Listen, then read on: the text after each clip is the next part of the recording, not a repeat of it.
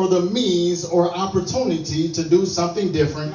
And if you look at this in life in general, sometimes we have something called a stronghold or some things that may be coming our way that's so tough that we need somebody that's stronger than us to step in and to show up and to show out. And I don't know about you, there's some things in my life that I just cannot do. I know I'm a man and I know what I'm capable of, but there's some things that's above me that Pastor Martell Collins cannot do. There are some things that I have to go before God before and ask him to show up and to show out in my life. And it says, now unto him that is able to do exceeding. And I looked up the word exceeding, and it said to go beyond what is allowed or stipulated, be better than to surpass. So then I began to realize what I'm not capable of. There's somebody called God that's capable of doing what I need him to do. Is there anyone that needs God to move right now? I don't know about you. I don't need God to answer me tomorrow. I don't need him to answer me later. But I need God to move right now. I need God to shower down right now. I need some joy right now. I need some peace right now. I need everlasting love right now. It said exceedingly abundantly above. And then I began to look at a higher level. I need God to move at a higher level. I need God to move so much that I need him to just shower down something that I'm not capable of doing. And I want you to know that God can do it, because I have some witnesses in the Bible who let me know that God can show up in the midst of a storm. There was something that happened in the Red Sea when the children of Israel was trying to get from Pharaoh. And it seemed like their life was finally about to come to an end. The same Pharaoh who said they can leave was the same Pharaoh that was tracking them down. And then they began to look at Moses a different way, Pastor, and say, you have brought us this far so we can die. And then they stopped at the Red Sea. And God said, I need the stick that's in your hand, Moses, to stick it inside the sea. And I'm going to make that thing rise on both sides. And when I rise it on both sides, you will be delivered from the Pharaoh and be able to walk through the sea. You don't hear me. There's something else that happened in the Bible. There's a woman that was barren, and her name was Hannah. And she needed God to move in her life. She needed God to show up and show out. And there's somebody that's been praying day in and day out, week in and week out, month in and month out. You've been praying so long that you wonder, God, can you do what I'm asking you to do? Hannah prayed for so long that eventually one day God stepped in and did something that was exceeding and abundantly above all that she asked. And when she couldn't conceive, God allowed her to conceive. There was something that happened in the Bible. I see my mama. That just made me happy. Hey, mama. There was something in the Bible that happened with three Hebrew boys. Y'all know how. Come on. Three Hebrew boys. And when this thing began to happen, the king began to tell them, you're going to have to bow down to my image. And they began to say, I will not bow down to your image. Then they said, we are not careful to answer you because we know that he's able. And even if he do not save us, we still won't bow down. And before you know it, they was walking in the midst of a fire, while it was turned up 7 times higher. And while it's turned up, this is a moment where I need somebody stronger than me. This is a moment where I cannot do it. This is a moment where I need God to move above and more than what he ever has moved before. And when they went into the midst of the fire, before you know it, they never got touched. They never begin to burn. The king began to say, there's somebody else in the midst of the fire with them. And I want you to know, while you're going through a storm, there's somebody else that's with you in the fire. There's somebody else who said, I got you. There's somebody else who said, no weapon formed against me shall prosper. There's somebody else who said, I got a hold of your son. I got a hold of your daughter. And I won't let you go. I've heard your prayers. I've seen you giving up this. I've heard your prayers. And I know you've been fasting. And you've been searching for me in the midnight hour. I want you to know, when it seems like it's about to be over, when you're ready to throw in that towel, when you're ready to give up, then I'm going to be there for you. There was somebody, I got a couple more examples. I promise I won't be long. It's good. There was somebody else in the Bible who had an issue of blood. I use this a lot because this lady's faith was on a whole nother level. After she has spent all her funds, after she has spent all her money on every doctor that came, every doctor who lied and said that they can do something, they were not able. But there was somebody walking the earth this day named Jesus. And while Jesus was walking the earth, the lady said, if I can just touch the hem of his garment, that I will be what? Whole. There's somebody that they say, if I could just touch Jesus a little bit, my situation will change. If I could touch him just a little bit, that thing that I've been worrying about, I won't worry about no more. Because I know that he's more than able. And next thing you know, she touched the hem and she was made whole. There was something where Jesus was talking, Pastor, before people.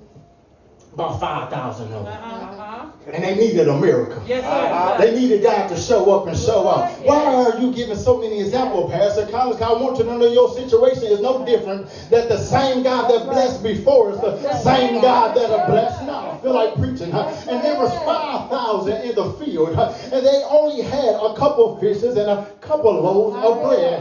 And before you know it, they said, what are we going to do, Jesus? We cannot leave these people hungry. And before you know it, Jesus begins to say, just bring me what you have because I'm more than capable. I'm going to break a little bit here and I'm going to break a little bit there and I'm going to say a prayer this way and I'm going to say some grace this way. And before you know it, they begin to feed 5,000 with 2 fishes and 5 loaves of bread. The same God that provided for them, it will be the same God that provides for you. What are you saying? I know that he's more than able. Yes.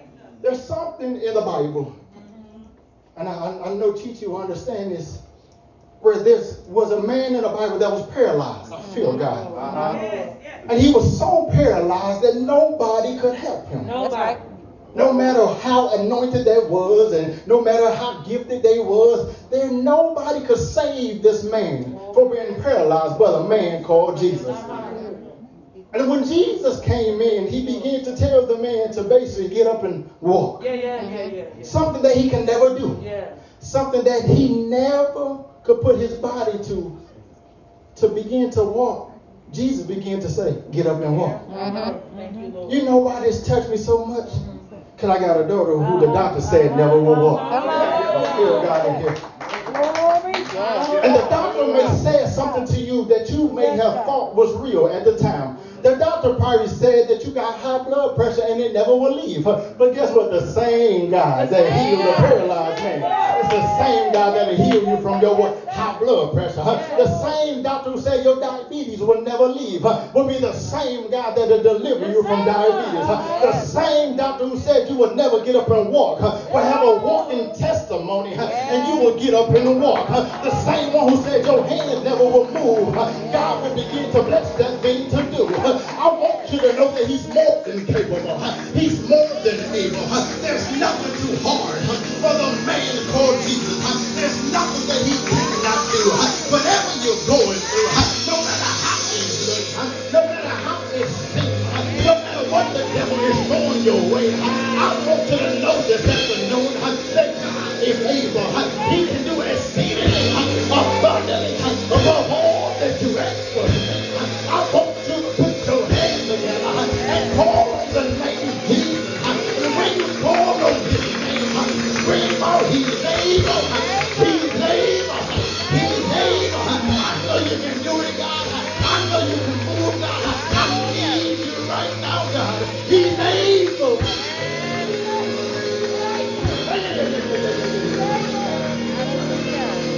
He's able. I got one more and I'm going to get about your way. There was somebody that God said, I got to sin on the earth because my people will not make it. Y'all know we serve them on Saturday. We serve them on Sunday. I hope you serve them 7 days a week. But his name is Jesus. There's something about the name called Jesus. Because when we were able to save us from ourselves, we were able to call on this name. That same Jesus that walked the earth gave up his spirit and allowed them to his head to his toes, put nails inside of his head, put a crown on top of him, beat him like until he was unrecognizable. But what I love about this story is that 3 days later, he got up with all power. So it lets me know when I call on Jesus, he's able to deliver me from any and everything. He's able to deliver me from myself. He's able to deliver me from my enemy. He's able to deliver me from all type of hell that may come my way. I want you to know that he's able.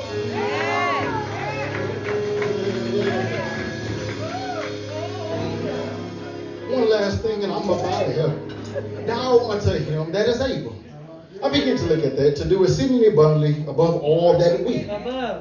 There's nothing like calling and having a worship service with Jesus by yourself. When you in the house by yourself, you in the living room, you in the dining room, and nobody else is around because you can act a fool and don't have to worry about who's looking at you. You don't got to worry about who's questioning you. You don't got to worry about how. No, I can scream and scream at the top of my lungs and have a worship service by myself. But there's nothing like when people come together in churches on one mind and one accord and united in the kingdom. I feel God is here. And I can praise him by myself, but there's nothing like being connected to somebody who knows Jesus the way I know Jesus, who wants Jesus to move the way I want him to move, who want to hold on Jesus the way I want him to hold on. There's nothing like praising God together as one. God told me it's better when there's more than one. That's right. That's why the Bible verse said we. It never said I. It said we. There was something that happened in 2004 that hurt my heart. I'm a Kobe Bryant fan. God bless it. And the LA Lakers lost to the Detroit Pistons. I know it's wrong because I live in Detroit, yes. But I'm a Kobe fan. And if you really look at the Lakers, they had Hall of Famers all throughout their team. You had the glove, baby, Gary Payton. You had Karl Malone, the mailman. Yes, you had Shaquille O'Neal, the Diesel, the Superman. You had Kobe Bryant, they call him what? The Black Mamba. If you look at this, the Pistons never had a chance. Because when you begin to look at the Pistons, you will begin to realize that Chauncey Billups was on 17s before he ever came to the Pistons. He been shot his whole life. Richard Hamilton, he wasn't ripped like he was at the Pistons. Remember, he was at Washington Wizards, y'all. He wasn't that good. Michael Jordan began to tell him in his old age what you need to do to become better. We had one player who was a defensive stopper, whose name was Tayshaun Prince, but he wasn't an all-star superstar. We had somebody now was Rasheed Wallace. We had one player that said, hey, babe, I'm about that. We get a little ugly with it. But then you had one more named Benny Wallace. If you really look at Benny Wallace, y'all, he was on team after team. This was the same one that Kobe embarrassed when he was a rookie. He didn't want to crossover and a dunk. What are you saying, Pastor? Isn't it amazing that your individual status did not matter when they became a team? That it did not matter what you accomplished when you were by yourself. You made me bigger than me, devil, when I fight you by myself. You made me to overcome me when I fight you by myself. But when I connect with somebody and I get a team and we begin to scream out Jesus as one, there's nothing that you can do. I don't care who on your team. I don't care who assigned to me. I don't care how it look and how it seems. When I team up with somebody like my wife, and when I team up with somebody like Pastor Doug, and I team up with somebody like Sister Gigi, and vessels of the true seed, and worship and word come together just for one service, I believe strongholds begin to break. I believe that chains begin to break. I believe that God begins to show up and show up like never before. I believe that God begins to shower down and show up in your life.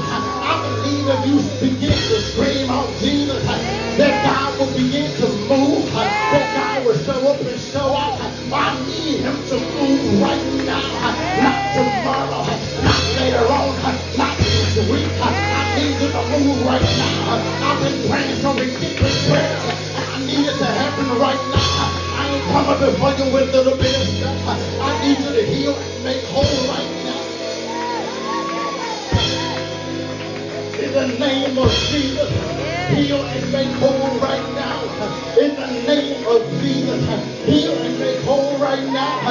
In the name of Jesus. Why are you saying that? Because he's able.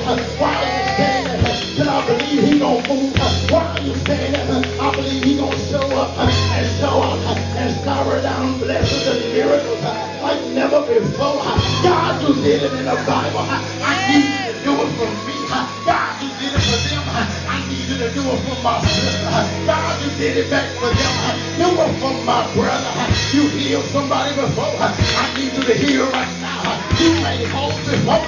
I need you to make whole right now. You blessed financially before. I need you to bless right now. You deliver the man from all types of spirits. Deliver me right now. In the name of Jesus.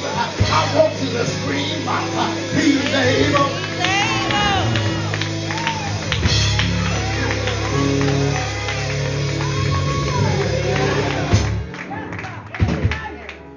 I believe that God can do anything that you want him to do if you truly believe that he can.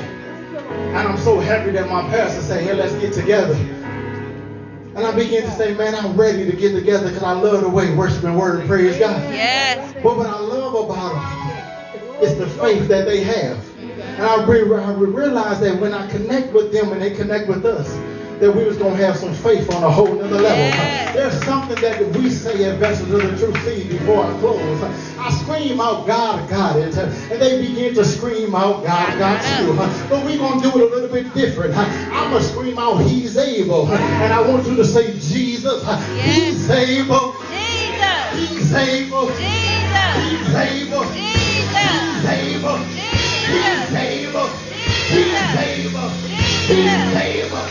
He's able. And it's funny that the more you say it, the more you believe it. And the more you believe it, the more you was ready to go to war. The more you was ready to let the devil know that my God has sent a Savior. And his name is Jesus. And he's more than able.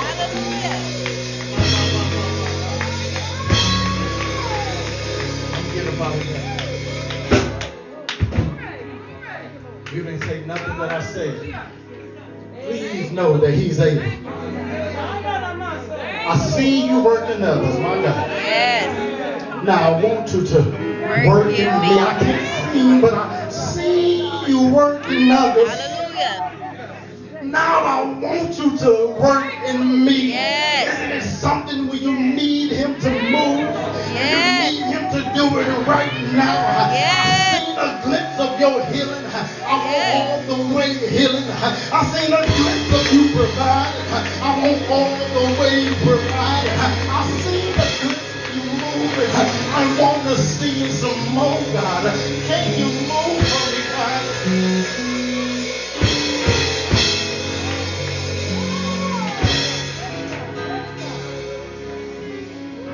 I'm very careful, y'all.